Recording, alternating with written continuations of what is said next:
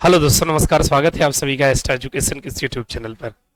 दोस्तों, आज SSC CGL tier 2 के लिए नो इम्प्रूवमेंट की दूसरी क्लास है। हम सभी लोग near about 9 classes spotting error के सॉल्व कर चुके हैं। आज दूसरी क्लास हम लोग नो इम्प्रूवमेंट्स के पढ़ रहे हैं। तो चलिए आइए आज स्टार्ट करते हैं नो इम्प्रूवमेंट की क्लास 2। ठीक है जी, स्टार्ट कर लेते हैं। पहला क्वेश्चन आपके स्क्रीन पर है, क्या है? She felt she had been discriminated for because of her age। मेरे दोस्त, अगर आप सभी लोग इस तरीके से ध्यान देते हैं तो डिस्क्रिमिनेट एक ऐसा वर्ड है जिनके साथ कोई अदर नहीं बल्कि एक फिक्स्ड प्रीपोजिशन लगता है, जिसके साथ मेरे दोस्त ना तो फॉर यूज होता है ना तो ऑन यूज होता है। हम यूज क्या करते हैं मेरे दोस्त? अगेंस्ट का यूज करते हैं। किसका? फिक्स्ड प्रीपोजिशन होता है। She felt she had been discriminated against because of her age। किसके कारण से? अपनी एज के कारण से उसके साथ क्या किया गया था? भेदभाव किया गया था। तो मेरे दोस्त जरा बताइए इसमें क्या गलती हो रही है? डिस्क्रिमिनेट के साथ में अगेंस्ट लगाएंगे तो सही है, फॉर लगा देंगे तो सेंटेंस रॉन्ग हो जाएगा। ऑप्शन ए है सा, option A will be suitable for this underline words. आगे, ही टॉक्ड फ्रीली, वह एकदम स्वतंत्र रूप से बात किया। About quite members of subjects but had not once broached the question of being sent a source. So मेरे दोस्त, जरा आप सभी लोग बता दीजिए, जब कभी भी हम लोग यूज करते हैं क्वाइट तो सही है, क्वाइट मतलब बिल्कुल होता है। जब नंबर ऑफ सब्जेक्ट्स की बात करते हैं तो a number of subjects use करेंगे।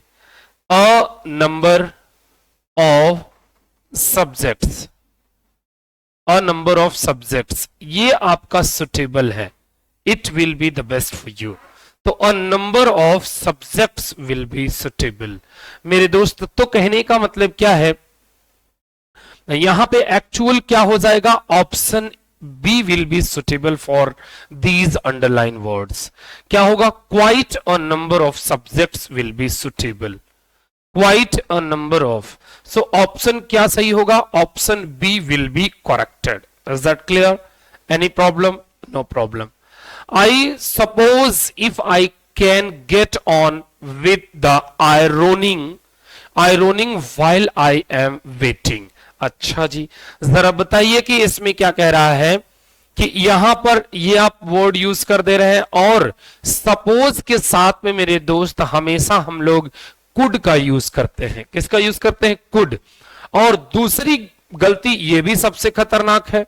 क्या खतरनाक है? जरा इसे समझ लीजिए कि आई सपोज, मान लीजिए, इफ आई कैन गेट नहीं, आई कुड, पा सकता। अगर सपोज हो रहा है, अगर मैं पा सका होता या पा लेता तो इसका मतलब बीत जा रहा है कि नहीं सेंटेंस। इसका मतलब वो किस में होना चाहिए? पास्ट में होना चाहिए।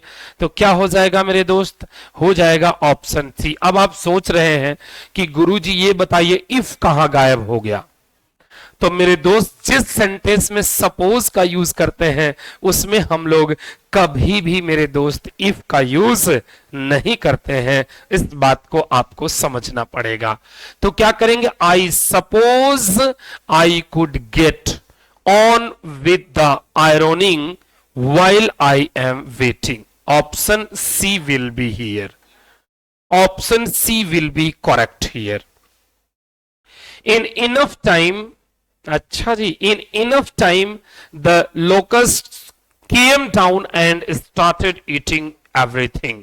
मेरे दोस्त, इसमें जो बात कर रहा है समय के रहते, या जो समय आपको निर्धारित किया गया था उस पर, तो उसमें क्या हो गया मेरे दोस्त? उसमें गलती हो गई ये कि जो इनफ टाइम नहीं होगा, इन इनफ टाइम नहीं। देखिए आगे केम डाउन की बात हो रही है। इसमें जब केम डाउन की बात हो रही तो क्या यूज करेंगे? जरा बताइए। Option B, in no time the locusts came down and started eating everything. Similar magnetic poles are not merely indifferent about other but exhibit actual repulsion। Exhibit. मेरे दोस्त ये बताइए, जब यहां पे किसी सिमिलर इनडिफरेंट की बात हो रही तो इनडिफरेंट हमेशा दो पर्सनालिटीज के बीच में, दो थिंग्स के बीच में बात होती है, तो दो लोगों, वस्तुओं, व्यक्तियों और वस्तुओं के बारे में बात होने लगती है। तो हम लोग अबाउट ईच अदर नहीं बल्कि ईच अदर का यूज करते हैं। किसका यूज करते हैं? To each other will be suitable here, to each other will be suitable here. Is that any problem? No problem and no confusion. Should feel in yourself. जरा बताइए इसमें क्या हो गया। अगला क्वेश्चन आपके स्क्रीन पर आ रहा है, बताइएगा। ये हो गया आपका क्वेश्चन टैग, ये हो गया आप लोगों का क्वेश्चन टैग। मैं आपको पढ़ा चुका हूं। If the sentence is in positive, if the sentence is in positive, then the question tag will be in negative. If the sentence is in negative, then the question tag will be in positive. Both will be in opposite direction. कैसे?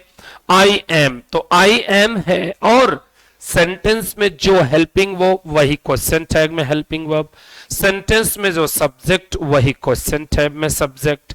तो कहने का मतलब समझ पा रहे हैं कि नहीं? तो कहने का मतलब क्या है? आई एम जो आप यहां पे यूज कर रहे हैं, इसका आरंट आई यूज करेंगे तब जाके सेंटेंस करेक्ट होगा, क्योंकि सेंटेंस पॉजिटिव है। तो जब आई एम है तो हैवेंट और डिडंट वाला क्रॉस हो गया, और हैजेंट भी नहीं हो सकता क्योंकि आई के साथ तो वैसे भी हैवेंट होता है, हैजेंट हो ही नहीं सकता। कौन सा ऑप्शन बच रहा है? ऑप्शन सी।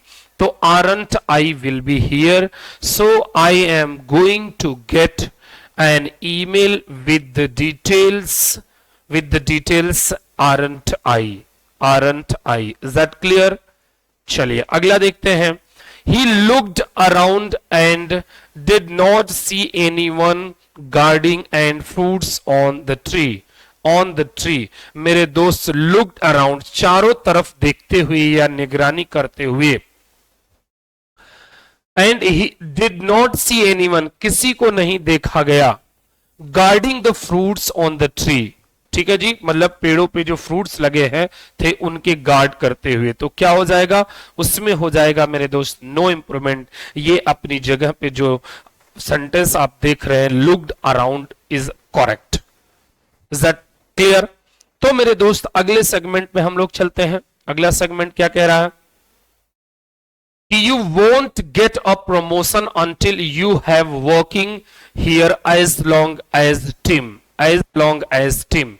ये बताइए, जब यहां पर हम as long as या फिर here there टाइम को रिप्रेजेंट कर रहे हैं, वैसे भी until भी टाइम को ही बताता है। तो जब टाइम को बता रहा है until, इसका मतलब वो प्रेजेंट परफेक्ट कॉन्टिन्यूअस टेंस होना चाहिए। कौन होना चाहिए? प्रेजेंट परफेक्ट कॉन्टिन्यूअस टेंस होना चाहिए। तो प्रेजेंट परफेक्ट कॉन्टिन्यूअस टेंस किस में है जरा बताइए? ऑप्शन सी में है। देख लीजिए, यू वोंट मतलब विल नॉट, इस बात को आप समझिएगा। ये वोंट का मतलब फुल फॉर्म में विल नॉट है। कौन है जी? विल नॉट है। तो you will not get a promotion until you have working as long as time. तो बात समझ में आ गई। तो इसमें कौन सा हो गया मेरे दोस्त? Option C. तो यहां पर यू हैव वर्किंग की जगह पे यू हैव बीन वर्किंग। वैसे भी हैव के बाद क्रिया की थर्ड फॉर्म यूज करते हैं। यू हैव वर्कड होता तो कुछ संभव हो सकता था, लेकिन जब हम लोग हैव लगाते हैं तो वर्ब की थर्ड फॉर्म करते हैं। यहां पे आईएनजी फॉर्म यूज हुआ है। Can you stop to play? Can you stop to play? मेरे दोस्त स्टॉप टू प्ले, स्टॉप के साथ में हम लोग क्या यूज करते हैं? जीरेंड का यूज करते हैं। किसका? जीरेंड। तो स्टॉप टू प्ले होगा कि स्टॉप प्लेइंग होगा? पहले नंबर टू के बाद क्रिया की आईएनजी फॉर्म नहीं करेंगे, पहला एरर हो गया। दूसरा सही हो गया, तीसरा एरर हो गया। अब जरा आप सभी लोग बता दीजिए कि इसमें क्या सही होगा, जरा बताइए। ये सही होगा कि स्टॉप के बाद जीरेंड आता है, तो जीरेंड ऑप्शन बी में आ रहा है और कहीं नहीं आ रहा है। ठीक है दोस्त, तो यहां पे ऑप्शन बी में एरर हो गया। क्लियर है? I can not able to, वाह बेटा, ये बताइए बेटे कि हमने आपको पढ़ाया है जब कैन नॉट लगाते हैं या फिर एबल या फिर अनेबल लगाते हैं तो इनके साथ में दोनों इनको एक साथ में कभी कतई नहीं यूज कर सकते, नहीं तो सेंटेंस रॉन्ग हो जाएगा। कैसे? कैन नॉट आ गया, जो मीनिंग होता है कैन नॉट का वही मीनिंग होता है अनेबल का। जरा बताइए, ये आप पावर के लिए यूज करते हैं, कैपेसिटी के लिए यूज करते हैं, और अनेबल जो होता है वो एबिलिटी के लिए यूज करते हैं। किसके लिए? एबिलिटी के लिए। इसका मतलब ये एबिलिटी नेगेटिव के लिए और वो पावर नेगेटिव के लिए यूज करते हैं। जैसे कि आई कैन नॉट किल एनीवन, मैं किसी की हत्या नहीं कर सकता। आई कैन किल हिम, मैं इसकी हत्या कर सकता हूं। उसके लिए जो पावर को जनरेट करता है वही क्या होता है? बोलिए, कैन रिप्रेजेंट कराता है। और एबल जो होता है तो नॉर्मल, जैसे कि I am able to become an IAS, I am able to become an IAS, she is able to do her work honestly. Is that any problem? ऐसे कंडीशन में मेरे दोस्त आप जरा जब समझ लेंगे तो क्या हो जाएगा, जरा बता दीजिए। वॉज नॉट एबल, यहां पे सेंटेंस आपका करेक्ट हो जाएगा।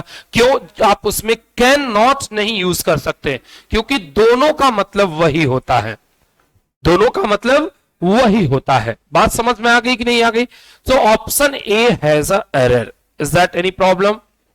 Option A will be suitable for this sentence. Next, last weekend I just wanted to relax because I have to had। वाह बेटा वाह, मेरे दोस्त ये बताइए, हम आपको पढ़ा चुके हैं कि अगर हैज हैव के साथ टू आ जाए तो वर्ब की फर्स्ट फॉर्म यूज करते हैं।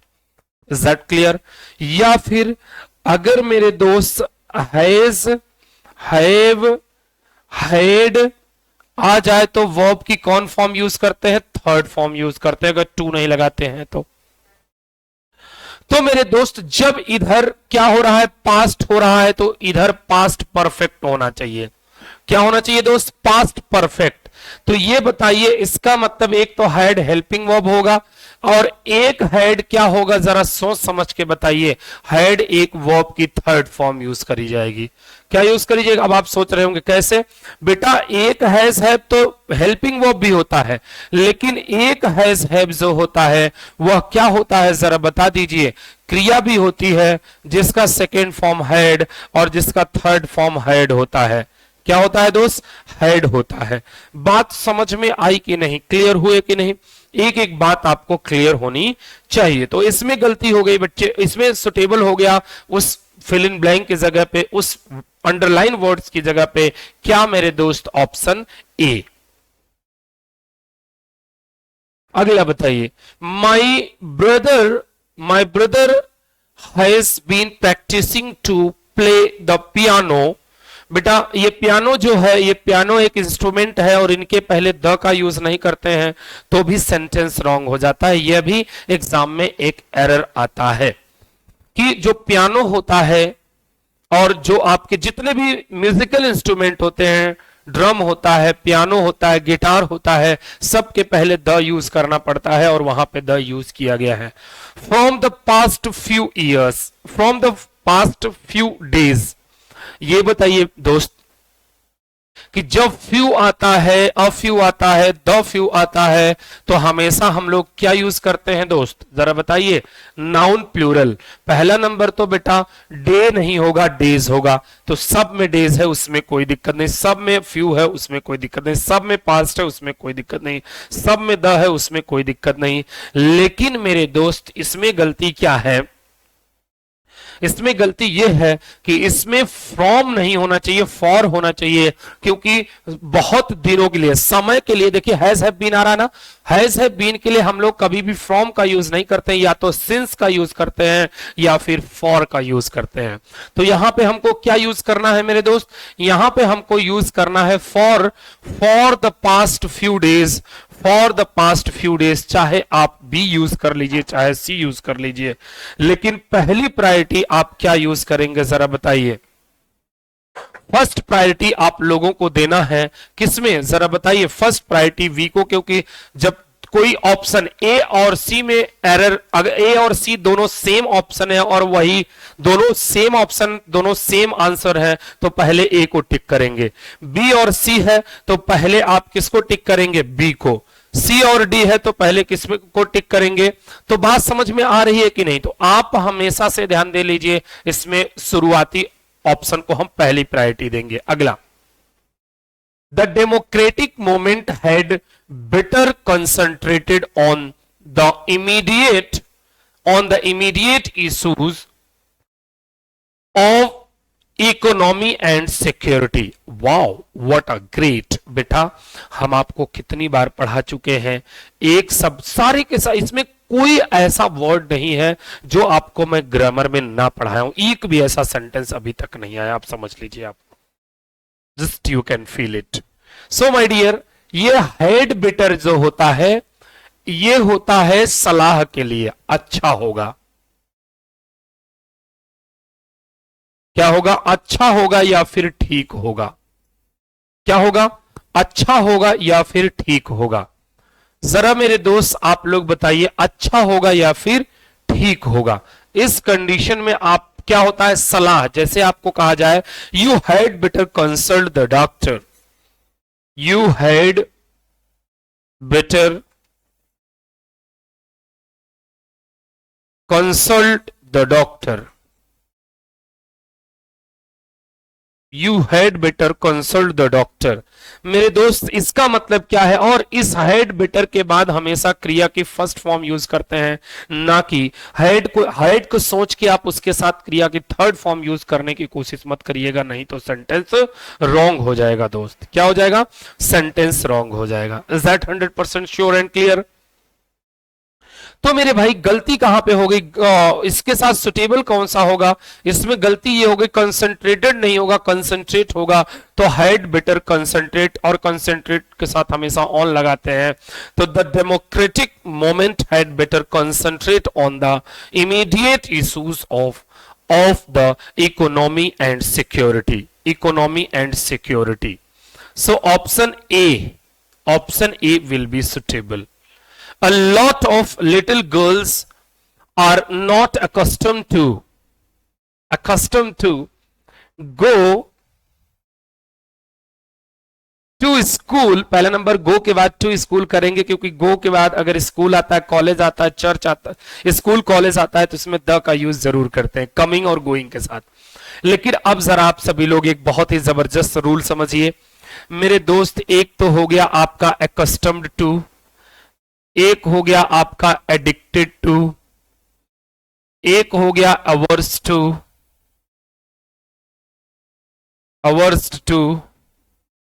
और एक हो गया आप लोगों का, जरा बताइए, अवर्स टू हो गया, और एक हो गया सबसे बेहतरीन यूज्ड टू।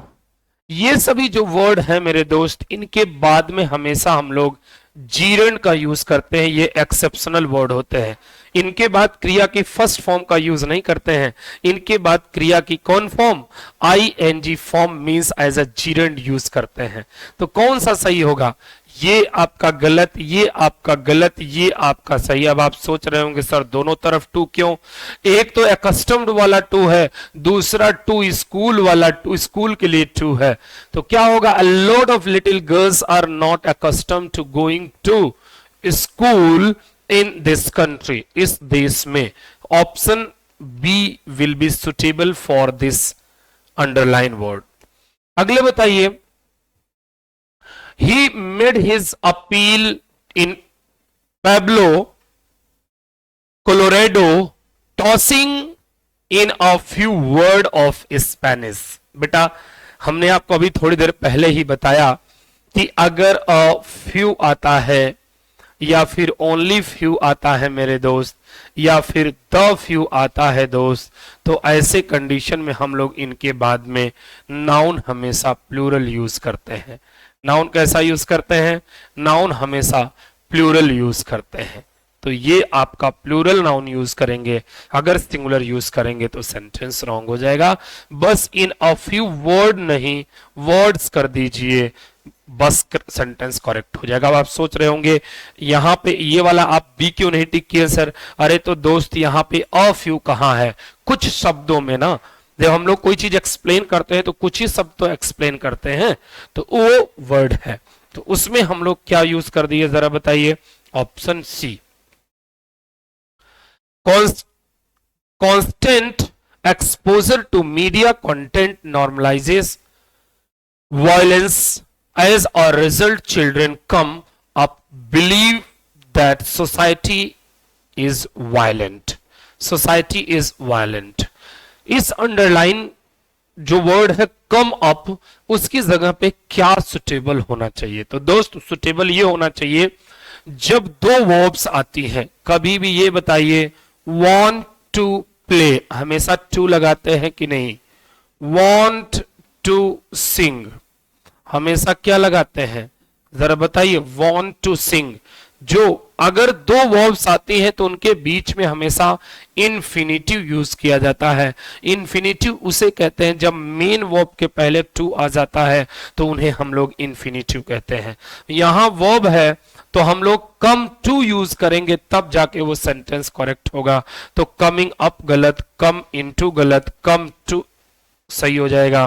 क्या हो जाएगा? Children come to believe that society is violent. Option C. RBI will raise promoter holding cap in private banks. मेरे दोस्त ये बताइए, जब कोई चीज संभावित कार्य होते हैं, संभावनाओं के लिए, जो है कि प्रोबेबिलिटी के लिए, तो ऐसे कंडीशन में मेरे दोस्त हम लोग उसके लिए कौन सा मॉडल वर्ब यूज करते हैं? में यूज करते हैं। श्योरिटी की बात जहां पे आती है वहां पे माइट का यूज करते हैं। किसका? माइट का। और जहां पे पावर की बात आती है वहां पे कैन का यूज करते हैं। किसका? कैन का। और जहां पे योग्यता की बात आती है वहां पे हम लोग एबल टू का यूज करते हैं। ये मैं आपको अभी थोड़ी देर पहले भी बताया। जैसे बोला जाता है it may be rain today, इसका मतलब आज वर्षा हो सकती है। लेकिन it might be rain today, आज वर्षा होगी। श्योर हो गया, श्योरिटी की बात करी जाने लगी। तो बेटा इसीलिए यहां पर देखिए आरबीआई में रेज प्रोमोटर होल्डिंग, तो मेरे दोस्त ऑप्शन कौन सा करेक्ट हो जाएगा? विल रेज की जगह पे मे रेज। देखिए वो प्रमोट करने की बात करी जा रही है, ना कि श्योरिटी। अब जरा बताइए, more information leads to more peace. ज्यादा इंफॉर्मेशन जब होती है किसी के बारे में तो बहुत शांत, वही कहते नहीं अधजल गगरी छलकत जाए, बड़ी चुपके चुपके जाए, कहावत नहीं कही गई है? जिसके पास थोड़ा ज्ञान होता है ना उछलता कूदता रहता है,